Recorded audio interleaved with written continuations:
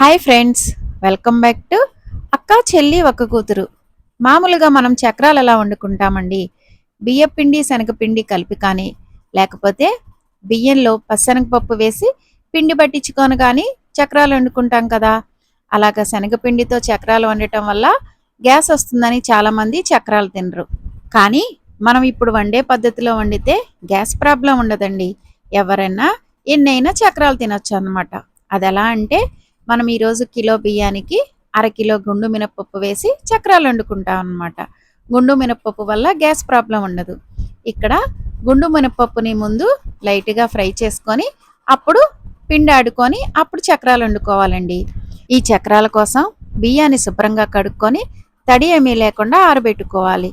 తర్వాత గుండు మినపప్పుని ఆయిల్ ఏమీ లేకుండా డ్రై రోస్ట్ చేసుకోవాలి. అంటే మంచి వాసన వచ్చే వరకు ఫ్రై చేసుకొని రెండింటినీ కలిపి పిండి పట్టుకోవాలి. ఇప్పుడు ఈ పిండిలో మనము రుచికి సరిపడా ఉప్పు, ముందు ఈ పిండిలో ఉప్పు వేసి కలుపుకోవాలండి.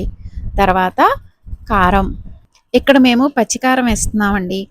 మీరు కావాలనుకుంటే పచ్చిమిరపకాయల పేస్ట్ కూడా ఇక్కడ వేసుకోవచ్చు అనమాట. కారం వేస్తే ఒక టేస్ట్ ఉంటాయి చక్రాలు, పచ్చిమిరపకాయల పేస్ట్ వేస్తే ఒక్క టేస్ట్ ఉంటాయండి.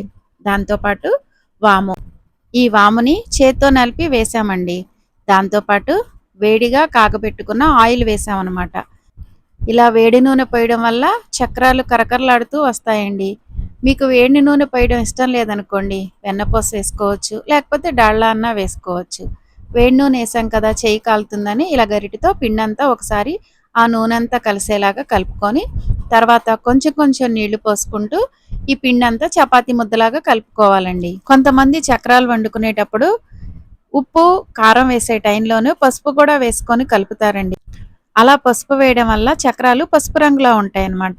మీకు నచ్చితే ఉప్పు కారం వేసే టైంలోనే పసుపు కూడా వేసి పిండిని కలుపుకోండి. ఇప్పుడు మనం వీడియోలో చూపిస్తున్న విధంగా కొంచెం కొంచెం నీళ్లు పోసి చపాతీ ముద్దలా పిండిని కలుపుకున్నాం కదండి.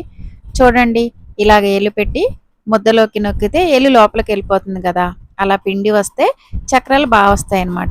ఇక మనం చక్రాలు వేసుకోవడం కోసమని ఇప్పుడు ఇలా గనస వచ్చాయి కదండి, వీటితో చక్రాలు వేసుకుందామా అండి. దానికోసం నూనె బాగా కాగిన తర్వాత ఇలాగా మనకి ఇష్టమైన సైజులో చక్రాలు నొక్కుకోవడమేనండి. ఇక్కడ మేము ఒకసారేమో ఒకటే చక్రం పెద్దగా వేసుకున్నాము, ఇంకొకసారేమో రెండు చిన్న సైజులో వేసుకున్నాం అనమాట. మనకి ఇష్టమైనట్టు చక్రాలు వేసుకొని మంచి కలర్ వచ్చే వరకు ఫ్రై చేసుకోవడమేనండి. వీడియోలో చూస్తే మీకే అర్థమవుతుంది కదండి, చక్రాలు అసలు ఆయిల్ పీల్చలేదు, చాలా బాగా వచ్చాయని. ఇలా మనకు కావాల్సినన్ని వేసుకోవడమేనండి.